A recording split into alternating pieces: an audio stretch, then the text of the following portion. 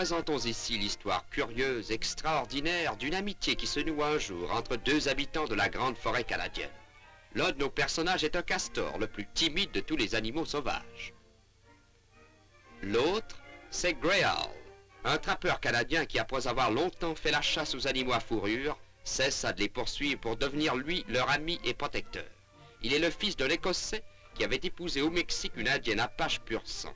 Grey Owl vint se fixer au Canada où il fut tour à tour trappeur, guide et garde-feu. Lorsque la Grande Guerre éclata, il s'enrôla dans le 13e régiment de Montréal. Ayant été 2 fois blessé, il fut renvoyé au Canada où il reprit son ancienne existence dans les forêts du nord de Québec et d'Ontario.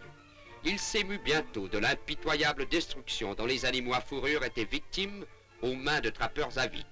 Le castor surtout lui parut être sérieusement menacé.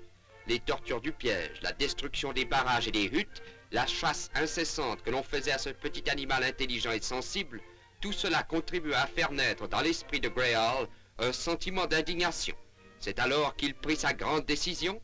À partir de ce moment, il résolut de sauver le castor. Et aujourd'hui, il poursuit cette œuvre dans les grands parcs nationaux du Canada. Les castors sont désormais ses amis et ils ne le craignent aucunement lorsqu'ils visitent leur colonie. Il y a surtout un petit castor qui manifeste une amitié toute particulière pour Grey Owl. Celui-ci lui est très attaché, il l'appelle affectueusement petit frère. Ce sont 2 grands amis qui se connaissent depuis aussi longtemps que le petit animal peut se rappeler. Voici comment ils se rencontrèrent. Un jour que Grey Owl travaillait autour de son camp, il porta la vue vers la limite de la clairière et aperçut à sa grande surprise une boule de fourrure qui semblait rouler gauchement de son côté. C'était un tout jeune castor. Le petit orphelin était trop jeune et se sentait trop abandonné pour s'inquiéter si Grey Owl était un ami ou un ennemi. Pour la première fois depuis ce jour terrible, où il avait trouvé au bord du lac le cadavre de sa mère, raidi et dépourvu de sa fourrure, il rencontrait quelqu'un qui lui faisait bon accueil. Ce drame avait tout bouleversé sa jeune existence. Maintenant, il trouvait la paix et il entrevit l'avenir avec plus de sérénité. Il trouva même agréable cette nourriture d'un genre nouveau qu'on lui offrit. Mais malgré tout ce que cette vie nouvelle pouvait avoir d'étrange pour lui, il n'oublia pas que tout castor qui se respecte doit d'abord veiller à sa toilette. Sauf peut-être les jours où il s'amusait à lutter avec Madame Grey Owl, le petit frère se rendait à peine compte qu'il grandissait et se développait. Et quel appétit il avait! Sa maman aurait sûrement été fière de ses manières à table. Il est vrai qu'elle aurait pu être surprise de le voir préférer les pommes de terre frites, le riz bouilli, les pommes aux feuilles de peuplier et à l'écorce de merisier. Cependant, malgré son existence heureuse et insouciante, si différente de celle qu'avaient menée ses ancêtres, il ne se laissait pas aller à la paresse. Il était surtout très soigneux de sa personne. C'était naturel chez lui comme chez tous les castors. Sa large queue lui faisait un siège commode, les griffes de ses membres postérieurs lui servaient de peigne, tandis qu'avec ses fortes pattes de devant, il brossait son opulente fourrure.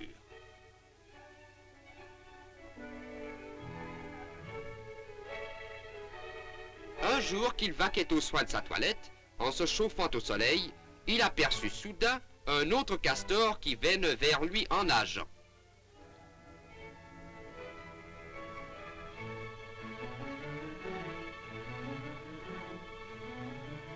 Il n'avait pas vu un de ses pareils depuis si longtemps qu'il se sentit d'abord intimidé. Mais le nouveau venu cherchait évidemment à lier l'amitié, et bientôt le petit frère lui offrit de partager son repas.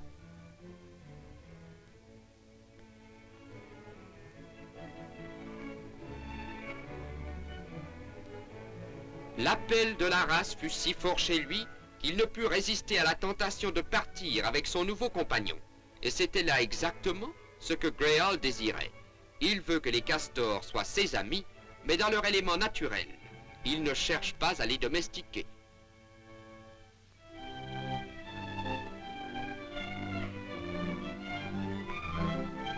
Mais même avec ses nouveaux amis, le petit frère trouve toujours le temps de recevoir Grey Owl lorsque celui-ci vient lui rendre visite. Chaque fois qu'il entend son signal, un coup d'aviron dans l'eau ou son cri familier, il se précipite à sa rencontre.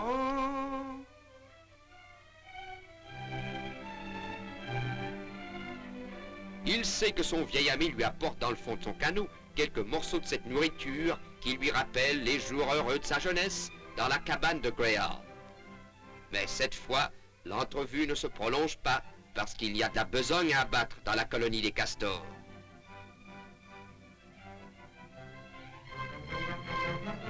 Un petit cri de gratitude et il replonge dans l'onde pour retourner à son travail. Car, voyez-vous, les beaux jours d'été s'achèvent et il va falloir se hâter pour terminer la construction de la nouvelle hutte, pour la rendre solide et confortable avant la venue de l'hiver. Il faut pour cela aller chercher beaucoup de bois dans toutes les directions, souvent même assez loin de la hutte. Ce bois doit être traîné, morceau par morceau, puis préparé comme il convient.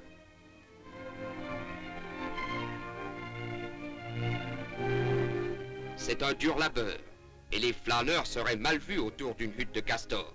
Il faut dire que les castors n'ont pas la réputation d'être des feignants.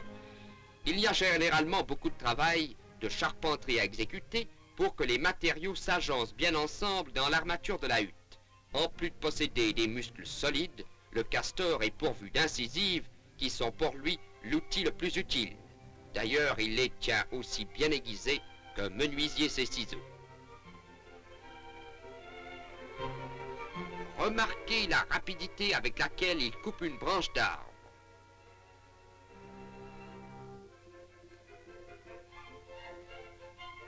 Une question de seconde. 1, 2, 3, 4, 5, 6, 7, 8, 9, 10. 10 secondes.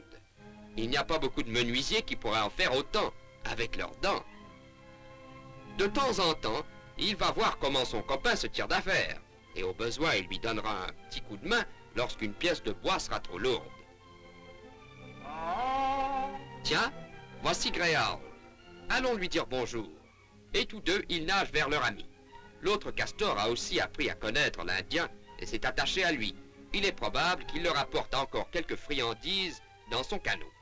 Mais il ne faut pas trop s'attarder, car les froids approchent et il reste encore tellement à faire avant le gel.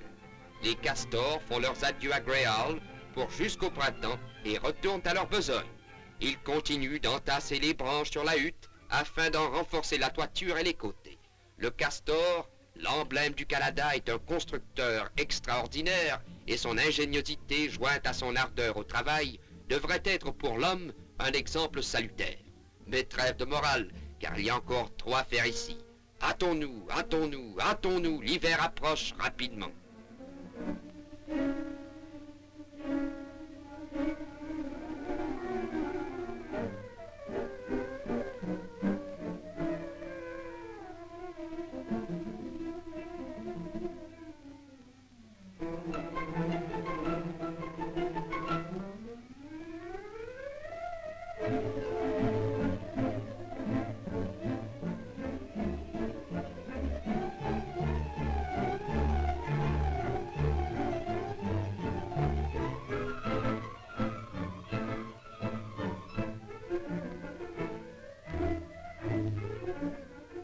Après que la charpente de la hutte est montée, il faut s'occuper des enduits. Le castor ne possède pas d'outils perfectionnés pour ce travail. Il doit apporter avec ses pattes toute la boue nécessaire pour bien lier l'armature et il lui faut ensuite la fouler solidement en place. Et à propos, ce n'est pas avec sa queue, comme certains le croient, mais avec ses pattes d'avant que le castor applique l'enduit. Il ne se sert de sa queue que pour nager. Alors, toute la journée, sans se lasser, il s'acharne à sa tâche. Il sait que l'hiver sera rude et qu'il n'y a pas un instant à perdre. Peu à peu, les murs deviennent durs comme de la pierre. Ils pourront résister à la pression de la glace et les loups ou autres carnassiers ne pourront déranger les occupants de la hutte.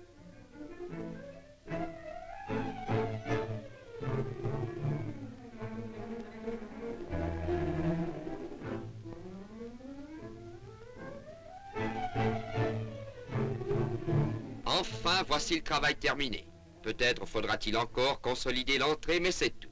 Les petits frères de Greyhound feront une inspection finale de leur domaine, puis ils s'installeront confortablement pour le long hiver qui commence.